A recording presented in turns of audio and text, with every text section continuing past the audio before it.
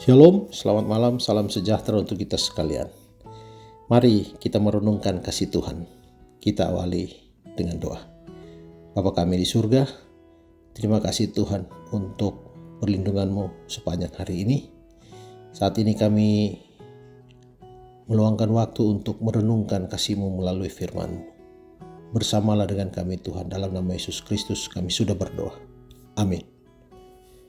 Dan aku melihat seorang malaikat lain muncul dari tempat matahari terbit. Ia membawa meterai Allah yang hidup, dan ia berseru dengan suara nyaring kepada keempat malaikat yang ditugaskan untuk merusakkan bumi dan laut, katanya, "Janganlah merusakkan bumi atau laut atau pohon-pohon sebelum kami memeteraikan hamba-hamba Allah kami pada dahi mereka." Wahyu pasal 7 ayat 2 dan 3. Latar belakang Wahyu pasal 7 ada di dalam ayat terakhir pasal 6. Sebab sudah tiba hari besar murka mereka, dan siapakah yang dapat bertahan?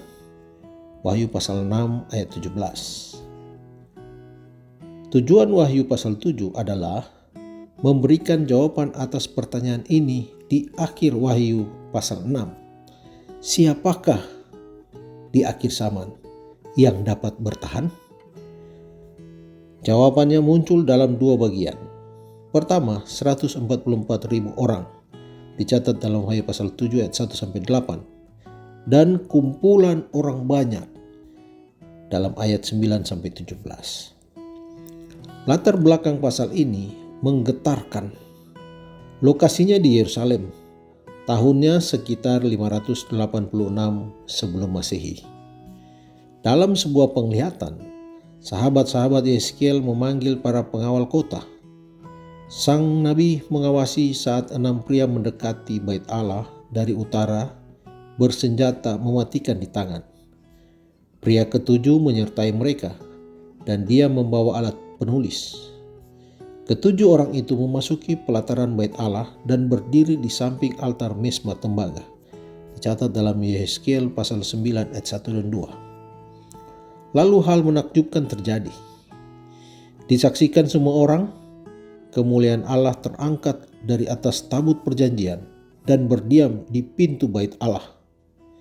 Allah sendiri berseru kepada pria dengan alat penulis dan berkata, "Berjalanlah dari tengah-tengah kota, yaitu Yerusalem, dan tulislah huruf T pada dahi orang-orang yang berkeluh kesah karena segala perbuatan keji yang dilakukan di sana." Lalu dia memerintahkan ke-6 orang lainnya mengikuti dia dan membantai orang-orang, tua dan muda, pria dan wanita tanpa belas kasihan. Tetapi semua orang yang ditandai dengan huruf T itu jangan singgung.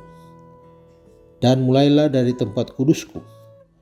Dan mereka memulai pembantaian di antara tua-tua yang berdiri di depan bait Allah. Salah satu adegan yang paling mengerikan dan kejam di dalam Alkitab ini adalah gambaran simbolik peristiwa-peristiwa yang terjadi secara harfiah dalam penghancuran kota Yerusalem semasa Yeskiel hidup. Allah membedakan antara orang-orang yang di pihaknya mengeluh dan menangisi penajisan umatnya dengan mereka yang akan binasa. Tampaknya Wahyu pasal 7 menawarkan sekilas gambaran tentang peristiwa-peristiwa zaman akhir dalam sejarah bumi. Pengumuman akhir, tanda simbol di dahi, dunia dihadapkan kepada penghakiman, dan Allah menyelamatkan umatnya.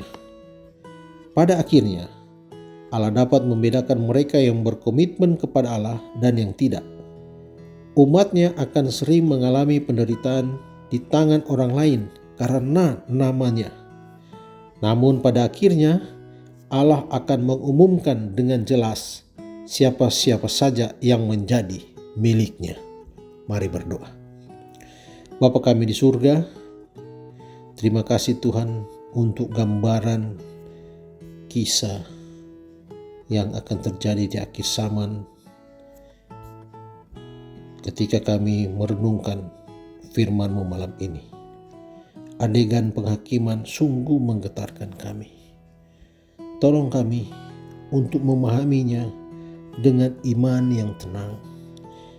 Meteraikanlah kami Tuhan, agar kami mampu dan kami boleh menyelesaikan perjalanan akhir kami.